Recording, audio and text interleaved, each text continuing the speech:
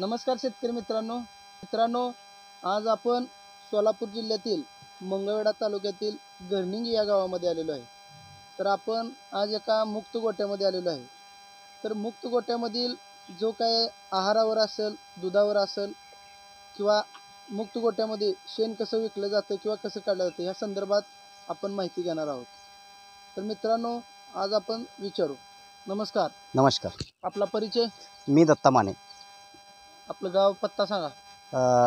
गर्निंगी गाव आणि राहणार दाऊल मलिक नगर गर्निंगी। ठीक आहे। आपण हा उद्योग कधीपासून चालू केला? ह्या दुग्ध व्यवसायाची सुरुवात कशी झाली? अगदी सुरुवातीपासून सांगायचं म्हटलं तर आम्ही एका गायीपासून हा व्यवसाय चालू केला होता, जो की इथं बुर्ले म्हणून आहे त्यांच्यातून गायींचं किंवा कोणा इकडं गायांचा कोणाकडे ही नव्हता, प्रभाव नव्हता किंवा दुधाचा व्यवसाय करणे किंवा दुधापासून जास्त उत्पन्न मिळवणे हे कोणाच्याही डोक्यामध्ये नसतानाही आम्ही एका गायीपासून हा व्यवसाय चालू केला आणि एका गायीचे आज लगभग बघायला गेलं तर 35 गायींपर्यंत हा गोठा गेलेला आहे आपला। बरं, आता 35 गायीपर्यंत गेला म्हणून सांगितलं तुम्ही, तरी कधीपासून चालू केला? हा 3 ते 3.5 वर्षापासून हा व्यवसाय चालू आहे आपला। बरं, आता मला सांगा, या दुग्ध व्यवसायामध्ये तुम्हाला सुरुवातीला काय अडचणी आल्या? अडचणी बघायला गेलं तर आम्हाला जवळ आसपास डेअरी नव्हती, त्याच्यामुळे दूध घालण्यासाठी लोकांना थोडंसं अवघड जायचं आणि इकडं सगळं शेतीचा भाग आणि पावसामध्ये आपदा असल्यामुळं दुधाचा व्यवसाय किंवा दूध घालण्यासाठी मार्ग नसल्यामुळं तो थोड्याशा अडचणी येत होत्या। त्याच्यानंतर हळूहळू रस्ते थोडंसं हे होत गेलं। त्याच्यानंतर आम्ही गेल्या 2 वर्षापूर्वी स्वतः आम्ही डेअरी चालू केली। त्याच्यामुळे हा सगळा व्यवसाय किंवा जर बघायला गेलं तर ह्या भागामध्ये दुधाचा व्यवसाय जास्त वाढला आणि आम्ही ह्याच्यावरती लक्ष देऊन आम्ही काम करायला चालू केलं। बरं, आता तुम्ही सांगितलं मला की डेअरी चालू केली, तर डेअरीला तुम्ही दुसऱ्याचं दूध घेता का फक्त तुमचं संकलन असतं? बाहेरचंही आपल्याला कलेक्शन येतं ना। अगदी बघायला गेलं तर मारापूर आहे, गर्निंगी आहे, त्याच्यानंतर आपले वाडे वस्तीवरला आहे, सलगर वस्ती आहे, त्याच्यानंतर बघायला गेलं तर मंगळवेढा इकडं ढेकळेवाडीपर्यंत, त्याच्यानंतर मेटकरी वस्ती, अगदी बघायला गेलं तर मंगळवेढ्यामध्ये कर्णीकर खाली बघायला गेलं तर त्यांच्यापर्यंत आपला दुधाचं संकलन आपल्याकडे डेअरीकडे आहे। तुमचं संकलन किती असते टोटल? दोन्ही टायमात जर बघायला गेलं तर सकाळ संध्याकाळ आपल्याकडं 2300 लिटरचं कलेक्शन आहे आता। आणि आता आपल्या गोट्याकडे वळू आपण। तर ह्या गोट्यामध्ये दिवसभर सकाळी उठल्यापासून ते संध्याकाळी झोपेपर्यंत या गायींना तुम्ही काय समजा खुराक देत असाल किंवा जो काय आहार देत असाल, तर ह्याचा दिनचर्या नेमका कसा असतो सुरुवातीपासून सांगा। सकाळी उठल्यानंतर जे आहे ते दूध काढण्याचा प्रोग्राम चालू होतो आमचा।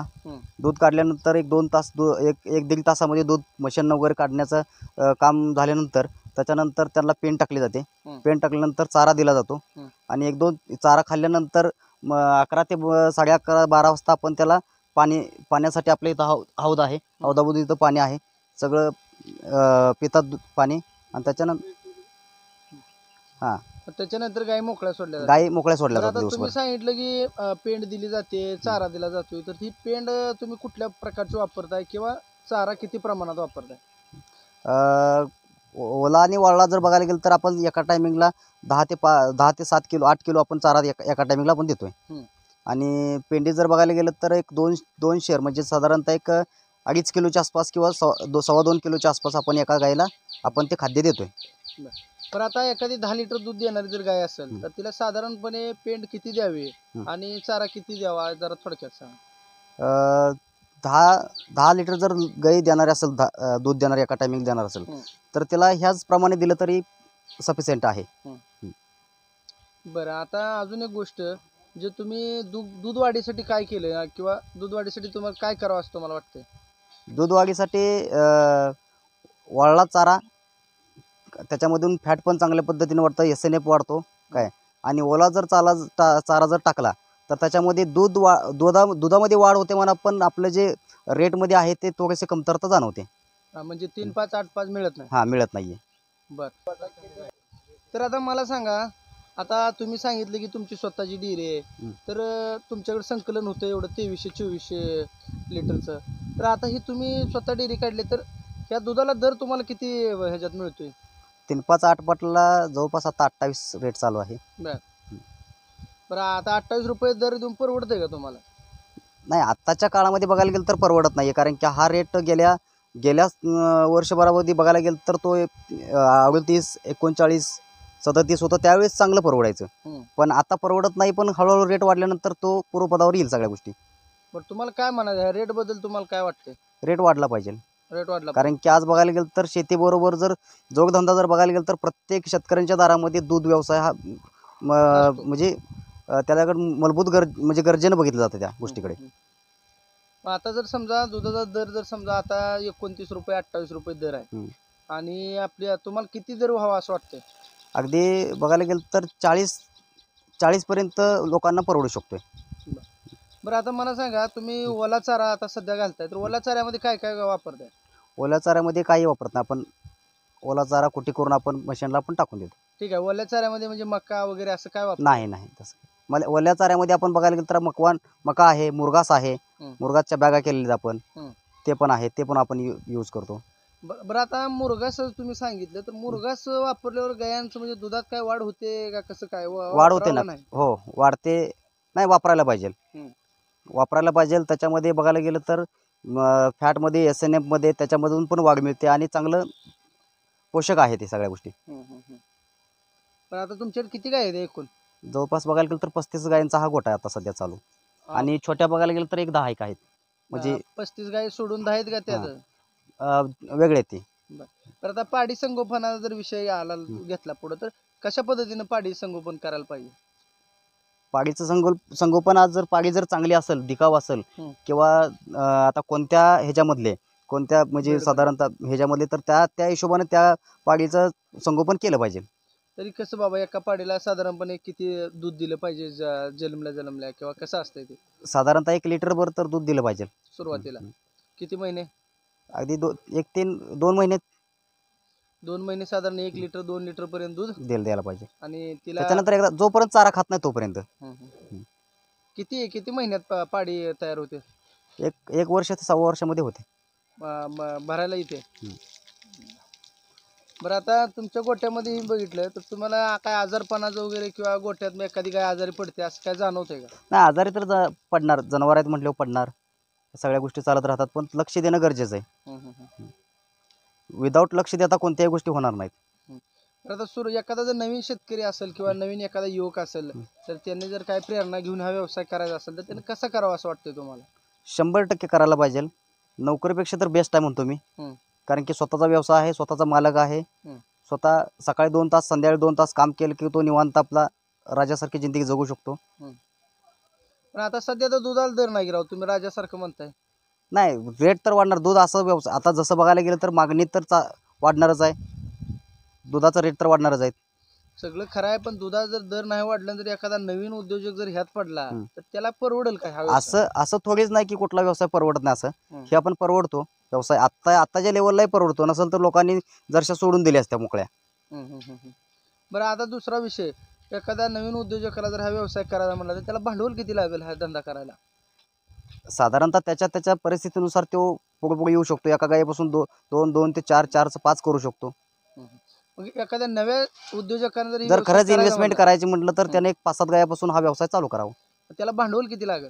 अगदी बघायला गेलं तर आजचा जर मार्केट रेट बघितला तर 10 लिटरची जर गाय पिळणारी असेल तर ते 70 ते 80 हजार रुपयाला आता मिळते साधारणतः. साधारणपणे एक 4-5 गाय घ्यायचं म्हणजे 4-5 लाख 3 लाख रुपये हा, मध्ये होऊन जाईल. हो. बरं मग सुरुवातीला मुक्त गोठा करावा का बंदिस्त करावा? नाही, सुरुवातीपासून मुक्त गोठा केला तर एकदम बेटर आहे. बरं आता मी बरंच ऑब्झर्वेशन करतोय, बऱ्याच गायीच्या म्हणजे वेसणी नाही त्या किंवा गळ्यामध्ये असे दोऱ्या वगैरे बांधते, ह्याचं काय कारण आहे? नाही, ह्यांना पाणी पाजताना किंवा खाद्य घालताना आपण तिथं बांधतो, एका लाईन मध्ये बांधतो, त्याच्यासाठी आपण ते सगळं बांधलेले. म्हणजे ही काय बांधायसाठी म्हणजे नाही, असं काय त्याचं काय म्हणजे हे नाहीये. आता जी काय युवा पोर आहे ती ही 10-12 हजारावर कुठं कंपनीत जा, कुठं कारखान्यात जा, अशा पद्धतीने नोकरी करते ती. तर ही नोकरी करण्यापेक्षा व्यवसाय करावा असं तुम्हाला वाटतं? काय करावं वाटतं तुम्हाला? 100% थोडी शेती जर असेल तर हा व्यवसाय आपण त्याच्याबरोबर चालू केला पाहिजे. अगदी सगळंच तर तुम्ही विकत आणून घालायचा प्रयत्न करून जर हा व्यवसाय उभा करायचा प्रयत्न करत असं इम्पॉसिबल आहे. काय तर तुमच्याकडे थोडीशी काय ना, 1 एकर असू द्या, अर्धा एकर असू द्या, किंवा त्याच्यामध्ये तुम्हाला चारा करता यावा आणि हा व्यवसाय 100% त्याच्यापेक्षा बेटर होऊ शकतं, किंवा नोकरीपेक्षा ह्याच्यामध्ये कधी छान होऊ शकतं. कारण कष्ट करण्याची तयारी पाहिजे तुमची. म्हणजे नोकरी न करता आपण जर डायरेक्ट ह्या दूध धंद्यात जर वळलो तरी बी एखाद्या नवीन जी पोर आहे ती तर ह्यांना ह्यात पडायला काय हरकत नाही. 100% आणि पोरांना जर बघायला गेलं तर हा पारंपरिक व्यवसाय आहे. हे काय नवीन व्यवसाय आला नाही आज अचानक तो समोर आला आणि तो कसा शिकायचा आणि तो कसा करायचा असा काय विषय नाही. हा पारंपरिक बिझनेस आहे आणि हा शेतीला लगत हा व्यवसाय असल्यामुळे जोगधंदा असल्यामुळं हा त्यांनी अगदी बघायला गेलं तर युवक म्हणजे काय अगदी काय कुठून अमेरिकेमधून इथं आले नाहीत.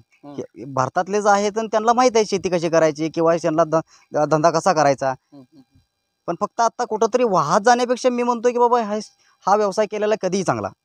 आता बरीच पोरं म्हणते की बाबा जर्सी गाय केल्यावर शेण काढावं लागतंय, पुन्हा जर्सी गाय म्हणल्यावर धारा आल्या, पुन्हा त्याचा आजार पण एखादी गायला दगावली काय झालं तर ह्या अडचणीला कुणी म्हणजे मात करायची. तर ह्याला घाबरून लोक ह्या धंद्यात पडत नाही. तर तुम्हाला काय वाटतं या गोष्टीवर? नाही मी तर एवढंच सांगेन युवकांना की हा धंदा घाबरण्यासारखा नाही आहे. काळजीपूर्वक केला तर 100% ह्याच्यामध्ये यश संपादन होऊ शकतं.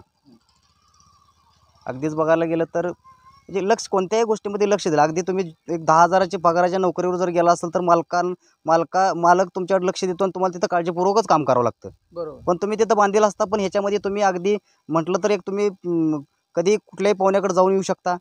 कसं तुम्हाला वातावरण म्हणजे बाहेरच्या वातावरणाशी तुम्ही जाऊ शकता. म्हणजे कोणाच्या बांधल्यात राहत नाही, थोडं कोणाच्या बांधल्यामध्ये राहत नाही. बरं चालू आहे ना. तर आता मला सांगा, बरीच लोक 10-12 हजारावर कामाला जाते ती लोकांच्या किंवा इंडस्ट्रियल एरिया असेल किंवा कंपनी जाते. तर त्यांना तुम्हाला काय वाटतं, काय सल्ला द्यावा वाटतं? मी एवढंच सांगेल की बाबा हा जर व्यवसाय तुम्ही लक्षपूर्वक जर केला तर 100% तुम्ही जिथं 10,000 12,000 काम करताय, आज जिथं सकाळपासून संध्याकाळपर्यंत तिथं ते बांधल्यामध्ये काम करताय किंवा तुम्ही तिथं एक जबाबदारी घेऊन काम करताय, तसं तुम्ही हा जर व्यवसाय केला तर हा स्वतःचा व्यवसाय आहे आणि तुम्ही राजासारखं इथं लाईफ जगू शकता किंवा राजासारखं राहू शकता. एवढंच मी सांगू शकतो. म्हणजे लोकांची चाकरी करण्यापेक्षा स्वतः मालक म्हणून काम करायला कधी स्वतःचा व्यवसाय नोकरीपेक्षा कधीही चांगला ना. बरं.